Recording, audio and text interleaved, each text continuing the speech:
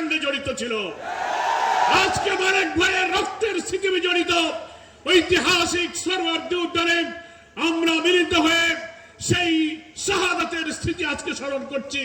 15 August Dhaka medical কলেজে আহত অবস্থায় 3 দিন আহত থেকে চিকিৎসার সকল চেষ্টার পরেও মহান আল্লাহ তাআলা তার শাহাদাত কবুল করেছিলেন।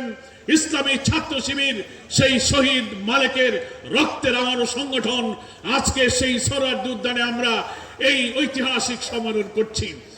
আজকে বাংলাদেশের ধর্মনিরপেক্ষবাদী শিবিরকে যারা সমাজতান্ত্রিক কমিউনিস্টরা বারবার আমাদের এখান থেকে মুছে দিতে চেয়েছে, তাদের কাছে বলতে চাই, এই দীর্ঘ ফ্যাসিবাদের কালো যুগে মিথ্যাচার, অপপ্রচার, রক্তকাটার অপবাদ, চাঁদাবাজির অপবাদ, সন্ত্রাসের অপবাদ দিয়ে তোমরা শিবিরকে থামিয়ে দিতে চেয়েছো। তোমরা হত্যা, সন্ত্রাস, খুন, গুম, রিমান্ড, ক্রসফায়ার, আয়নাগরের